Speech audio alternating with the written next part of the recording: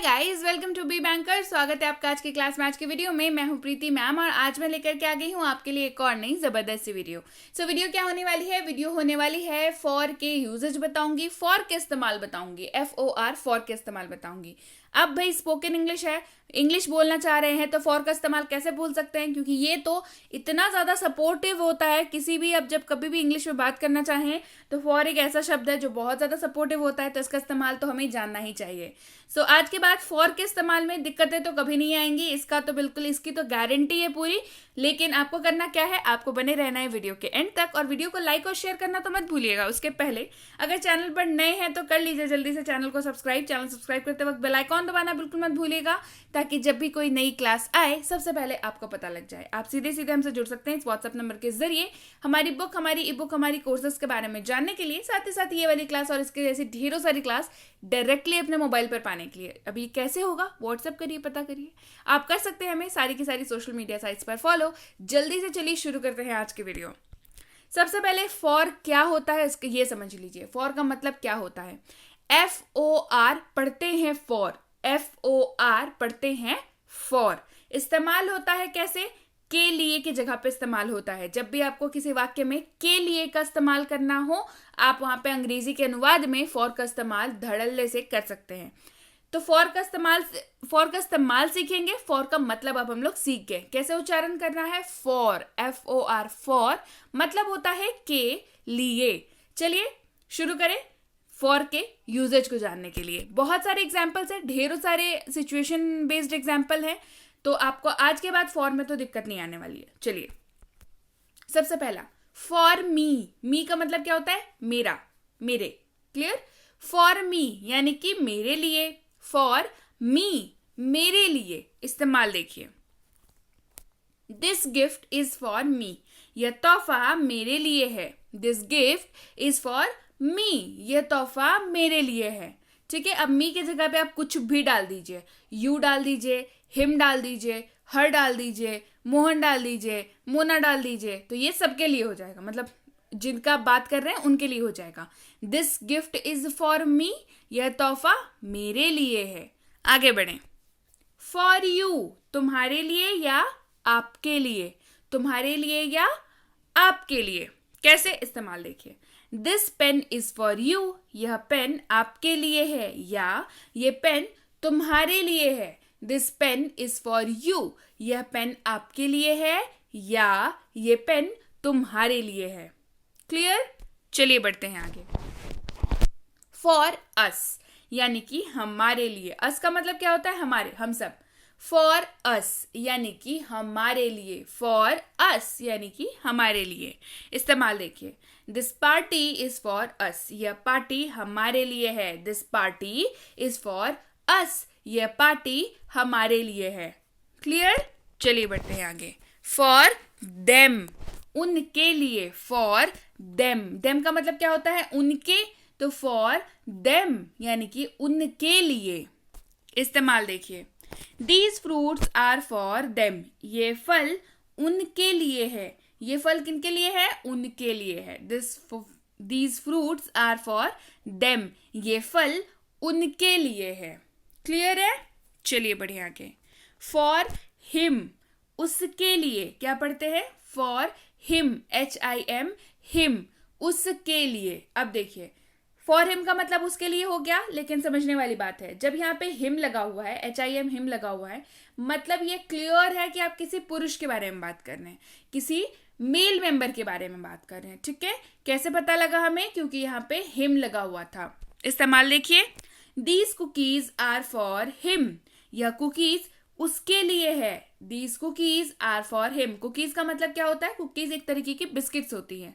ठीक है, these cookies are for him, ये कुकीज उसके लिए है। तो किसके लिए है? मतलब किसी आप मेल मेंबर की बात कर रहे हैं। ठीक है, मेल की बात कर रहे हैं, पुरुष की बात कर रहे हैं, उनकी बात कर रहे हैं कि कुकीज किसके लिए है? उनके लिए है। और वो कौन है? वो कोई मेल मेंबर की बात हो रही है। क्लियर है? चलिए बढ़ते हैं आगे। फॉर हर उसके लिए। अब भाई फॉर हिम का मतलब भी उसके लिए, फॉर हर का भी मतलब उसके लिए, जी हाँ, फॉर हर का मतलब भी उसके लिए। लेकिन जब आप वाक्य में हर का इस्तेमाल करते हैं तो साफ साफ तौर पर यह पता चल जाता है कि आप किसी महिला की बात कर रहे हैं, किसी महिला के बारे में बात कर रहे हैं। फॉर हर यानी कि उसके लिए, मतलब किसके लिए, किसी महिला की बात हो रही है। इस्तेमाल देखिए, these flowers are for her, ये फूल उसके लिए है। अब उसके लिए ये कौन है, कोई महिला की बात हो रही है। These flowers are for her, ये फूल उसके लिए है।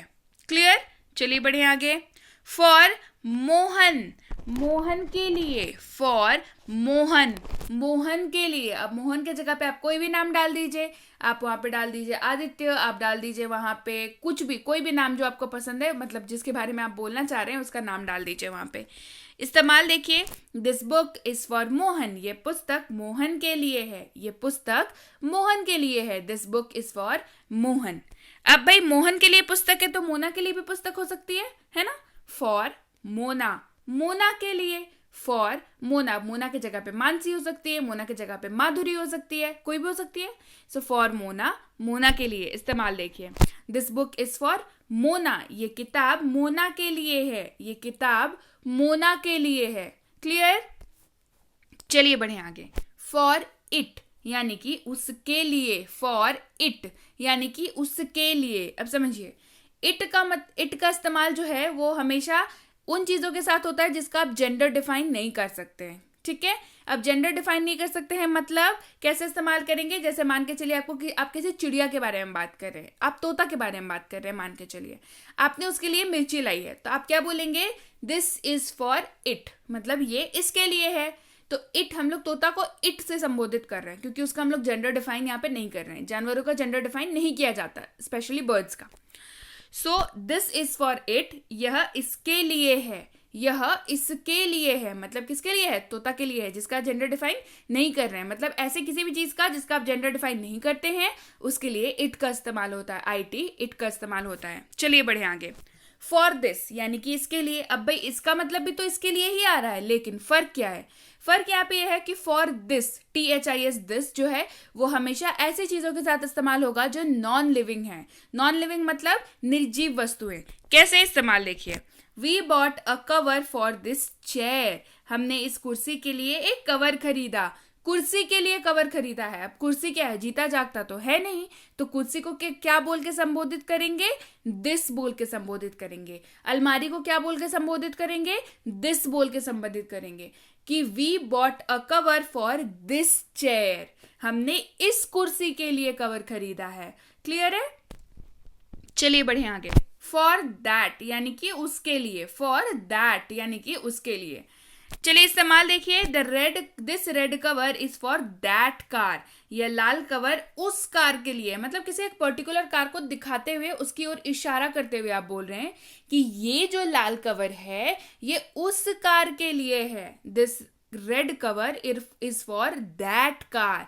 क्लियर, चलिए बढ़ते हैं आगे। फॉर एवर यानी कि सदैव। फॉर एवर, फॉर के साथ यहाँ पे एवर का इस्तेमाल हो रहा है ना, लेकिन दोनों के बीच में स्पेस नहीं होता है। फॉर और एवर के बीच में स्पेस नहीं होता है, इसी वजह से दोनों शब्द मिलकर के क्या बन जाता है, फॉर एवर। अगर ध्यान से देखिए तो फॉर का इस्तेमाल यहाँ पे आपको दिखेगा, फॉर एवर यानी कि सदैव। इस्तेमाल देखिए, you can keep my book for ever, आप मेरी किताब हमेशा के लिए रख सकते हैं, सदैव के लिए रख सकते हैं। For ever, you can keep my book for ever यानी कि हमेशा, हमेशा के लिए, सदैव के लिए आप मेरी किताब हमेशा के लिए रख सकते हैं। ठीक है। फॉर टुडे यानी कि आज के लिए। टुडे का मतलब क्या होता है, आज, अभी, इस वक्त। फॉर टुडे, आज के लिए। इस्तेमाल लिखिए, can you give me your car for today, क्या आप मुझे आज के लिए अपनी कार दे सकते हैं। Can you give me your car for today, क्या आप मुझे आज के लिए अपनी कार दे सकते हैं, मतलब आप उसे एक दिन के लिए कार मांग रहे हैं, आज के लिए, पर्टिकुलर आज के लिए। ठीक है, can you give me your car for today, क्या आप मुझे अपनी आज के लिए अपनी कार दे सकते हैं। क्लियर, चलिए आगे बढ़ें। फॉर टुमारो यानी कि कल के लिए, लेकिन क्या, कौन से कल के लिए, आने वाले कल के लिए। टुमारो का मतलब क्या होता है, आने वाला कल। फॉर टुमारो, कल के लिए मतलब आने वाले कल के लिए। इस्तेमाल देखिए, this homework is for tomorrow, ये होमवर्क कल के लिए है. This homework is for tomorrow, ये होमवर्क कल के लिए है. आगे बढ़ते हैं. फॉर यस्टरडे, अब यस्टरडे का भी मतलब होता है कल, लेकिन बीता हुआ कल. फॉर यस्टरडे यानी कि बीते हुए कल के लिए. फॉर यस्टरडे इस्तेमाल देखिए. This punishment is for yesterday's homework, ये सजा कल के होमवर्क के लिए, मतलब कल आपने होमवर्क नहीं किया होगा, इसी वजह से कि कल जो तुमने होमवर्क नहीं किया था उसके लिए आज पिटाई पड़ रही है, उसके लिए आज पनिशमेंट मिल रहा है. This punishment is for yesterday's homework, yesterday मतलब बीता हुआ कल. फॉर अ वाइल यानी कि कुछ समय के लिए. फॉर अ वाइल, इसको क्या पढ़ते हैं? फॉर अ वाइल, कुछ समय के लिए. इस्तेमाल देखिए. I am going out for a while, मैं थोड़ी देर के लिए बाहर जा रहा हूं, मतलब कुछ समय के लिए बाहर जा रहा हूं, तुरंत लौट जाऊंगा. I am going out for a while, मैं थोड़ी देर के लिए बाहर जा रहा हूं. क्लियर? चलिए बढ़ते हैं आगे. फॉर अ मिनट यानी कि 1 मिनट के लिए. फॉर अ मिनट यानी कि 1 मिनट के लिए. Can you wait for me, can you wait for a minute, क्या आप 1 मिनट रुक सकते हैं? Can you wait for a minute, क्या आप 1 मिनट रुक सकते हैं? Can you wait for a minute. For a second, 1 second के लिए. फॉर अ सेकेंड, 1 सेकेंड के लिए. इस्तेमाल देखिए. Wait for a second, 1 second रुकें. Wait for a second, 1 second रुकें. क्लियर है? चलिए बढ़ते हैं आगे. फॉर एन आवर यानी कि 1 घंटे के लिए. फॉर एन आवर, 1 घंटे के लिए. इस्तेमाल देखिए. I am going out for an hour, मैं 1 घंटे के लिए बाहर जा रहा हूं. काफी ज्यादा इस्तेमाल होने वाले ये सारे वाक्य हैं और फॉर के इस्तेमाल हैं, तो वीडियो को आप किसी भी तरीके से लाइटली नहीं ले सकते हैं. अगर एक्सप्लेनेशन में थोड़ी बहुत कहीं आपको समझने में दिक्कत हो रही है तो दोबारा तिबारा वीडियो को देखिए. इस वीडियो को देखने के बाद अंग्रेजी बोलना आपको वाकई लगने लगेगा बहुत आसान हो गया है.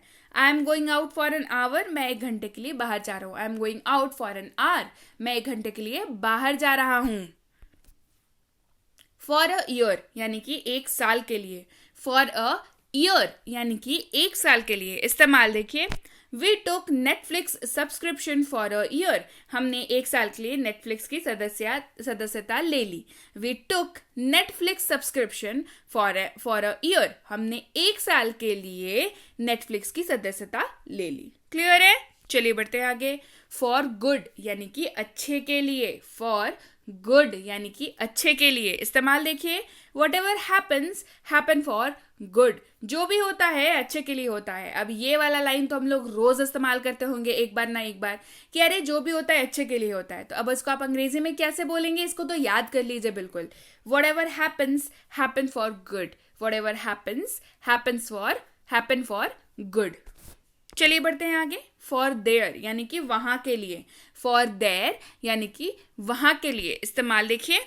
I am buying these sweets for their, मैं वहां के लिए मिठाई खरीद रहा हूं. अब देखिए, आप उस पर्टिकुलर, आप जब बोल रहे हैं कि मैं वहां के लिए मिठाई खरीद रहा हूं, तो जिससे आप बोल रहे हैं ना उसको पता है कि आप कहाँ के बारे में बात कर रहे हैं, तभी आपने देयर का इस्तेमाल किया है ना. अगर उसको पता नहीं होता तो आप जगह का इस्तेमाल कर लेते, पर सामने वाले को पता है कि आप कहाँ की बात कर रहे हैं, तो इसी वजह से यहाँ पे ये अंडरस्टूड है कि सामने वाले को पता है, तो हम लोग देयर का इस्तेमाल कर रहे हैं. I am buying these sweets for their यानी कि मैं वहां के लिए मिठाई खरीद रहा हूं. क्लियर? फॉर माई फ्रेंड, मेरे दोस्त के लिए. फॉर माई फ्रेंड, मेरे दोस्त के लिए. इस्तेमाल देखिए. I am buying this for my friend, मैं इसे अपने दोस्त के लिए खरीद रहा हूं. हो सकता है आप कुछ भी खरीद रहे हो अपने दोस्त के लिए, हो सकता है उसका बर्थडे हो, तो आप समझ के चलिए कि आप हो सकता है कुछ खरीद रहे हो उसके लिए. सो आपसे कोई अगर पूछता है कि अरे किस लिए खरीद रहे हो, I am buying this for my friend, मैं इसे अपने दोस्त के लिए खरीद रहा हूं. क्लियर है? चलिए बढ़ते हैं आगे. फॉर माई मदर, मेरी माँ के लिए. फॉर माई मदर, अब मदर के जगह पे फादर हो सकते हैं, सिस्टर हो सकते हैं, ब्रदर हो सकते हैं, कोई भी हो सकते हैं जिनसे आप रिलेशन बताना चाहते हो. और फ्रेंड जो था वो फ्रेंड के जगह पे कोई भी हो सकता है, फ्रेंड हो सकता है, या आप उसका नाम लेकर के भी बोल सकते हैं. फॉर माई मदर, मेरी माँ के लिए. इस्तेमाल देखिए. I can do anything for my mother, मैं अपनी माँ के लिए कुछ भी कर सकता हूँ या कर सकती हूँ. I can do anything for my mother. Anything मतलब कुछ भी. I can do anything for my mother, मैं अपनी माँ के लिए कुछ भी कर सकता हूँ या कुछ भी कर सकती हूँ. क्लियर है? तो ये थे फॉर के यूजेज। वीडियो कैसी लगी कमेंट करके जरूर बताइएगा। और अगर आपने अभी तक हमारी फ्री स्पोकन इंग्लिश कोर्स जो कि है उसका नाम है स्पीक इंग्लिश इन 6.5 आवर्स, यानी कि 6.5 घंटे में अंग्रेजी बोले, ये वीडियो कोर्स फ्री स्पोकन की वीडियो कोर्स आपने अगर कभी तक नहीं देखी है तो you are missing out on many of things, मतलब आप काफी कुछ मिस कर रहे हैं। तो जल्दी से व्हाट्सअप करिए, कोर्स अपने फोन पे अभी के अभी मंगाइए। साथ ही साथ इसी कोर्स के ऊपर बेस्ड ई बुक की फ्री सैंपल भी आपको मिल सकती है। ये सारी चीजें कैसे होंगी ये व्हाट्सअप करके आप